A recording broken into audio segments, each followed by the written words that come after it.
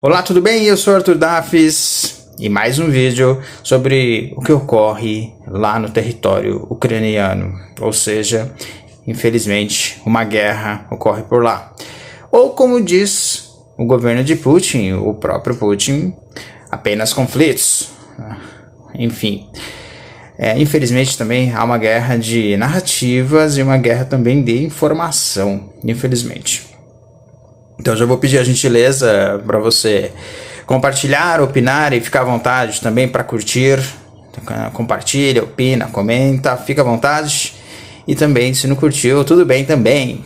Então, seguimos com o conteúdo. Esse conteúdo que é uma notícia do UOL, nesta data, dia 31 de março, então do portal UOL. Vou fazer uma leitura da notícia e simultaneamente também comentar a notícia, trazendo alguns pontos de vista, uma opinião, mas também trazendo ali alguns contextos que envolvem, infelizmente, essa guerra, conforme a publicação do UOL. Então, se quiserem acessar aí a notícia na íntegra, o portal UOL está no setor ali, na editoria internacional, ok?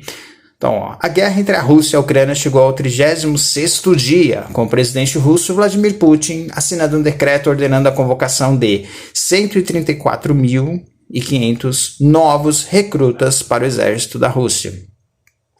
O pensamento é, se ele de fato está em busca de um cessar-fogo, ele, é claro, o próprio presidente da Ucrânia, porque, ele está contratando aí mais novos, 134.500 novos recrutas, novos soldados.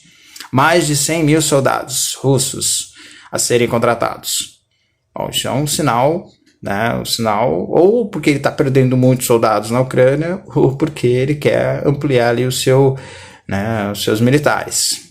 Enfim, a sua tropa.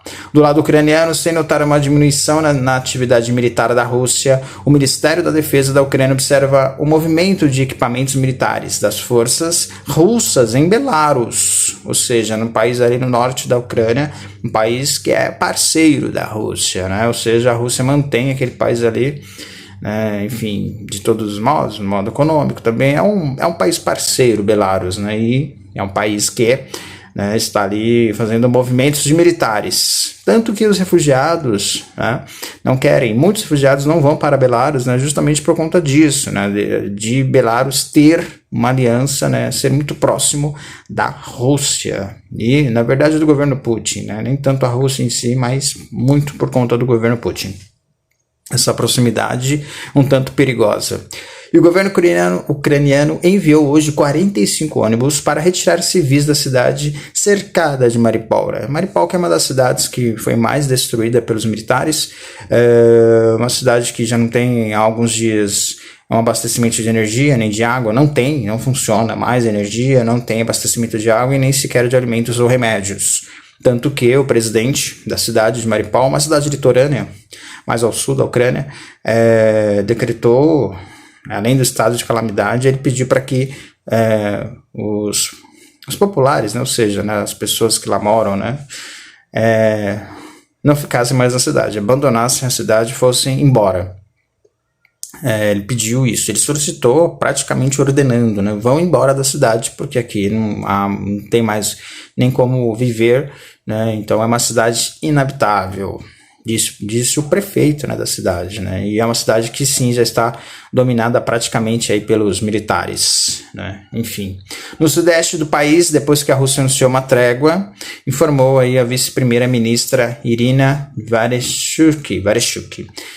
Diz que tem uma trégua, mas uma cidade praticamente destruída, Enfim, separatistas pró-Rússia no leste da Ucrânia, agora do outro lado, no leste ucraniano, afirmam que controlam quase toda a região de Lugansk e mais da metade de Donetsk, depois que Moscou transformou estes territórios em seu principal objetivo militar. Na realidade, o leste ucraniano, principalmente essa região de Donetsk, também a região de Lugansk, já haviam ali, militares pró-Rússia, milicianos talvez, mas pró-Rússia mesmo, já tinha ali, já havia esses grupos muito antes da guerra, muito antes, então por isso que a Rússia tem como estratégia manter ali sua estratégia, o seu território militar, Bom, agora olhando para fora da Ucrânia, Infelizmente, muitas cidades destruídas. Kiev ainda não foi totalmente dominada pelos militares russos. Ainda há uma resistência. Outras cidades também conseguiram. Kharkiv, por exemplo, uma cidade muito destruída, mas conseguiu ainda se manter um pouco em pé, né, digamos assim, a bandeira ucraniana. Mas é um país que vive aí, infelizmente, com muita destruição e com muitas bombas, né? Muitas bombas. Esse cessar-fogo do Putin, o que dá a impressão é que é de apenas um cessar-fogo, mas não buscando a leitura que se faz, né? Não é buscando a paz ainda, ou cessar-fogo permanente, ou seja, né, a guerra, o fim da guerra, e sim, na verdade, uma reorganização dos militares, né? Um pouco dessa leitura faz, né, essa questão dos militares se movimentando para Belarus e também a contratação de mais de 100 mil recrutas, novos soldados ou recrutas.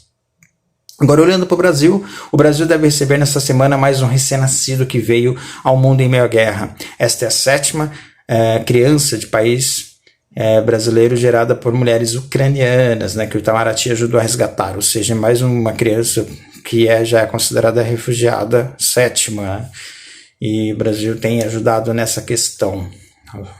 Os ministros das Relações Exteriores da Rússia, o Sergei Lavrov, e da Ucrânia, Dmytro Kuleba, podem se encontrar novamente em 2 semanas, né? Então, ou seja, daqui a 2 semanas até lá, infelizmente, vai haver essa guerra intensa e destrutiva.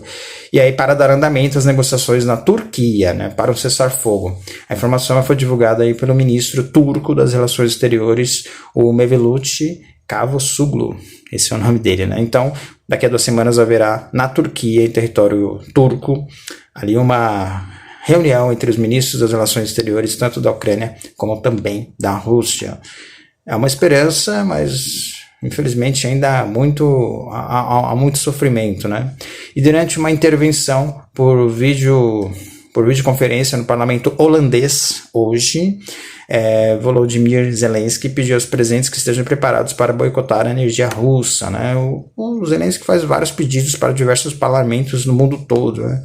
Já esteve conversando com o parlamento norte-americano, japonês, francês, né, italiano, e agora ele tenta buscar de alguma forma para que haja novas sanções, né, ao governo russo ou até mesmo ao país russo, para que, né, o Putin de alguma forma não consiga ter mais tanta força para continuar no empenho dessa guerra. E Putin disse ao primeiro-ministro italiano, já o Putin, né, Mario Draghi, que as condições ainda não estão maduras para um cessar-fogo, né? Então, essa é a fala do Putin, uma das últimas falas dele. Então, cessar-fogo, infelizmente, não ocorrerá, pelo menos, né, nesses dias, né? Mas que isso ocorra de alguma forma, né? E o novo governo britânico, aliás, o governo britânico anunciou um novo pacote de 14 sanções dirigidas à imprensa estatal e a propagandistas russos, entre eles o proprietário da RT e do Sputnik, para combater as mentiras do Kremlin. Enfim, essas são algumas das notícias, infelizmente, né, trazidas lá ali da Eurásia, né, ou seja, da região da Ucrânia, ali também da Rússia, e também com o contexto europeu ali tentando, de alguma forma, auxiliar a Rússia numa espécie de resiliência contra a guerra e algumas sanções que são ali apontadas, sanções e algumas negociações, sanções por parte agora mais do governo britânico e também tentando, né, de alguma forma, o Zelensky pedindo ajuda para que haja aí um cessar-fogo, que infelizmente a próxima conversa daqui a 2 semanas lá na Turquia, que será realizada na Turquia. Bom, isso é um pouco das notícias, infelizmente, torço muito para que a guerra acabe logo, né, e que haja paz no mundo, seja na Ucrânia, na Rússia ou em qualquer outro lugar do mundo. Eu sou Arthur Dafis, compartilha, curte, uma informação correta, um contexto totalmente verdadeiro aí, publicado pelo UOL Notícias. Eu sou Arthur Dafis, compartilha, curte, obrigado, valeu.